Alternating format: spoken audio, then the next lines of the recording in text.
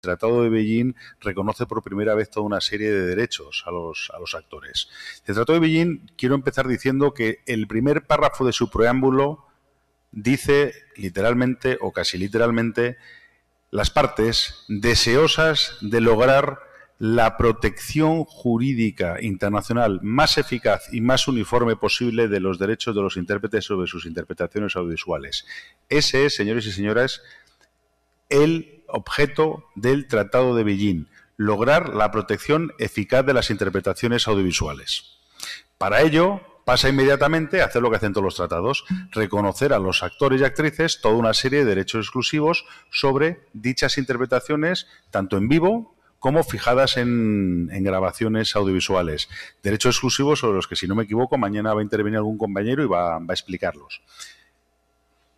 Pero bien, después de avanzar hasta el artículo 11, reconociendo todo tipo de derechos exclusivos, derecho exclusivo de reproducción, derecho exclusivo de autorizar la distribución, derecho exclusivo de autorizar la puesta a disposición, la radiodifusión, la comunicación del público, nos encontramos con el gran artículo 12, que fue el que impidió la adopción de ese tratado durante la conferencia diplomática del año 2000.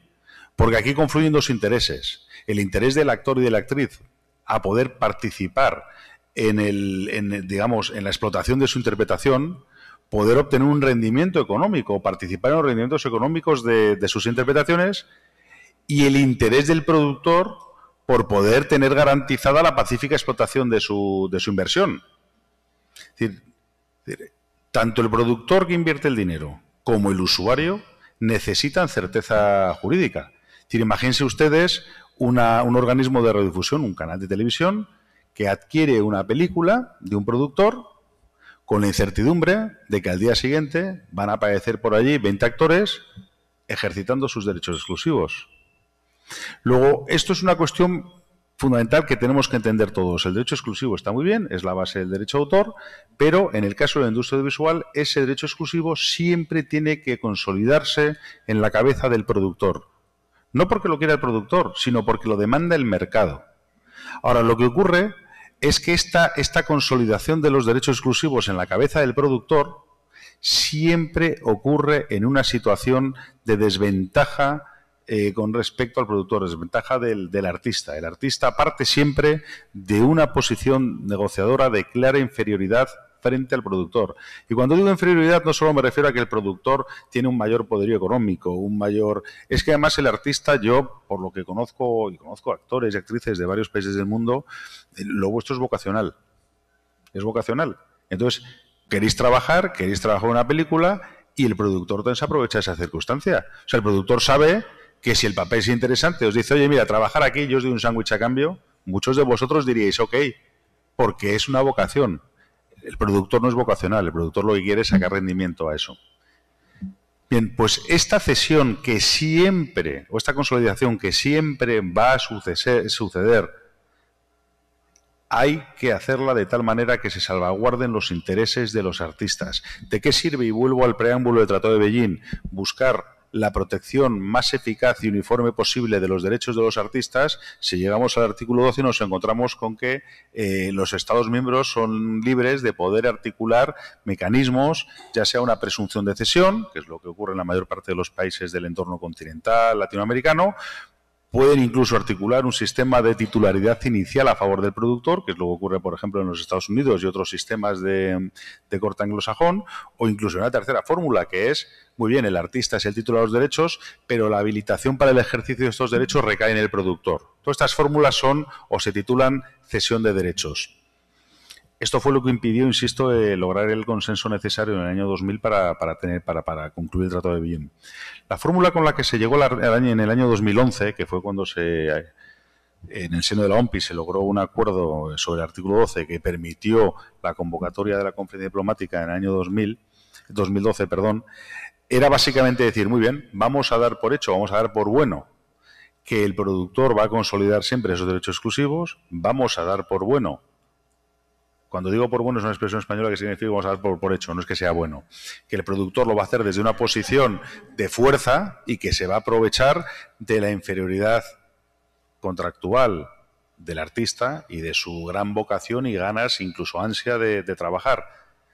¿Cómo podemos en este contexto, garantizar que el artista pueda participar del contenido económico de esos derechos exclusivos que le está cediendo al productor? A través de una figura específica que se llama derecho de remuneración. En la mesa que me precedía, creo que ha sido Ernesto, que estaba hablando de, muy bien, yo grabo mi interpretación queda ahí, y yo cómo voy a poder seguir participando en los rendimientos que genera la explotación de mi interpretación. Pues aquí lo mismo. Yo soy un artista, un actor, firmo con un productor, le cedo todos mis derechos, a cambio generalmente de nada o casi nada, una cantidad mínima. Todo esto depende del poder negociador, tanto individual como colectivo del artista. Poder negociar individual, bueno, pues igual en Hollywood hay alguien que tiene capacidad de firmar por $7 millones su contrato. A ese no le interesan los derechos de remuneración, eso os lo garantizo. O a nivel colectivo, a través de un sindicato. Pero la experiencia también me dice que el único sindicato verdaderamente potente, en el sentido de que es el único sindicato que es capaz de arrancar condiciones dignas a los productores, es precisamente el sindicato estadounidense, Screen Actors Guild, AFTRA. ¿Por qué? Porque es una industria de primer orden allí. ¿Y por qué? Porque además allí estos son capaces de irse a la huelga. Y ya lo han hecho. Y si se van a la huelga, hunden Hollywood. Y si hunden Hollywood, están dando un buen mordisco a la economía estadounidense. Con lo cual, este sindicato sí que es capaz de conseguir, digamos, que los artistas, por la explotación de sus interpretaciones, reciban lo que se conoce como residuals, que no deja de ser un derecho de remuneración que no nace de la ley, sino de un convenio colectivo. Pero insisto, quitando este sindicato, el resto de sindicatos no tienen esa capacidad, al menos no tienen esa capacidad en relación con los derechos de propiedad intelectual. Los sindicatos juegan un papel determinante en otra serie de cuestiones, como pudieran ser las condiciones laborales, cuestiones como el desnudo, cuestiones como las condiciones para la contratación de menores, pero no para negociar pago de derechos contractuales, regalías o residuals. Bueno, pues el Tratado de Beijing, en ese artículo 12, tras anunciar todas esas posibles fórmulas para la consolidación de los derechos exclusivos en la cabeza del productor, introduce la fórmula mágica en su tercer apartado. Con independencia de la cesión de los derechos a que se refiere el párrafo 1, las partes contratantes podrán prever en sus legislaciones un derecho de remuneración a favor de los artistas por cualquier uso de sus interpretaciones fijadas en grabaciones audiovisuales, incluido, y sigo citando literalmente, incluida la radiodifusión, comunicación al público y puesta a disposición. Abel se ha cansado hoy de repetir que esto es el primer instrumento internacional que prevé esta posibilidad. Hoy en día en la OMPI, por ejemplo, llevan desde el año 2015, creo que es, Abel, discutiendo una propuesta del GRULAC sobre los derechos de los artistas en el ámbito musical. Muchos de ustedes habrán visto el playlist en Netflix y cómo se pelean con la industria discográfica. Y estos no cuentan con el instrumento que cuentan ustedes, no cuentan con este artículo 12.3. Bueno, pues eso era básicamente mi intervención, es decir, que el Tratado de Beijing, para poder, como dice Martín, liberar a los actores, yo prefiero decir más que liberar, por lo menos garantizarles vivir dignamente de su trabajo.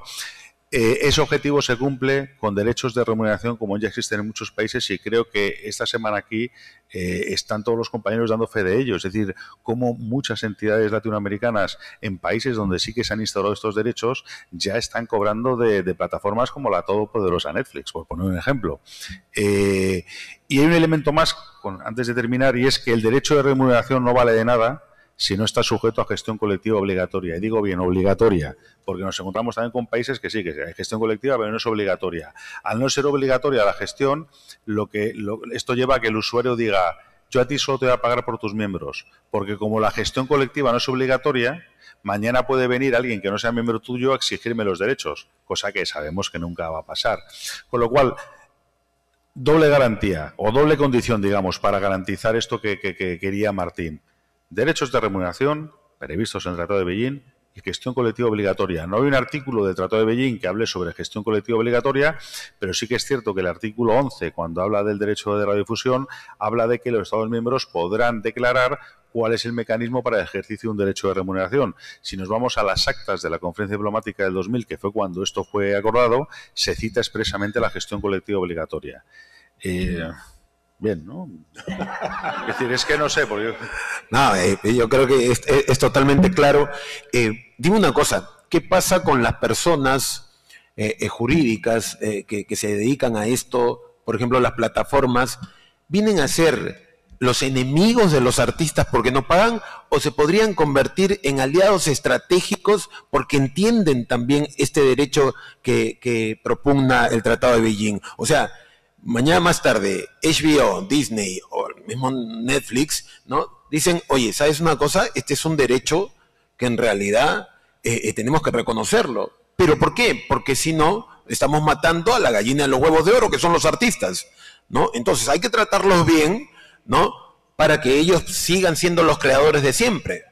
Sí, no, tienes mucha razón. Lo que pasa es que aquí se produce una paradoja. Y igual ahora me saquéis a palos de aquí, pero a mí la experiencia, otra cosa que me dice es que curiosamente son los usuarios / productores estadounidenses los que mejor tienen entendido este concepto. Es decir, cuando alguien negocia con HBO, que no deja de ser Warner, o con Disney, o con Netflix, estos están muy dispuestos a pagar a sus actores, porque saben que es su principal activo. Van a poner determinadas condiciones, van a decir, oye, mira, es que los actores en títulos que he producido yo, mejor no le pago un derecho de remuneración porque ya le estoy pagando los residuales que he comentado antes. Eso es lógico. Pero nos vamos a Ecuador, por ejemplo. En Ecuador igual no tienen la suerte que tienen en Hollywood, no están cubiertos por un convenio de esta naturaleza, con lo cual les queremos cuidar, tienen el derecho reconocido, lo vamos a pagar encantados. Esto sí que suele ocurrir con los usuarios estadounidenses. Ya sé que esto puede sonar a herejía. Sin embargo, todos vosotros sabéis que cuando vais a negociar con una radiodifusora nacional o con una plataforma nacional, van a poner todo tipo de pegas para pagar. Es decir, ellos la luz la pagan, eso no le quepa ninguna duda, pero al actor no le pagan. Bueno, pues, pero sí, es cierto, quizás seguir cambiando el chip y yo creo que sería necesario también contar con la ayuda de los gobiernos para darse cuenta de que, al fin y al cabo, es decir, si quieren tener una industria audiovisual de calidad, quieren fomentar el talento, la creatividad, qué menos que pedir una mínima participación en los ingresos que obtienen. O sea, el panel anterior han hablado mucho de la pandemia. Es decir, oye, en la pandemia estos tíos hicieron un negocio, a Ernesto le fue muy bien con la pandemia. Pero imaginaros cómo le fue a Netflix en la pandemia. Toda la población mundial conectada a la televisión 24 horas al día. Y aquí nadie ha dicho nada.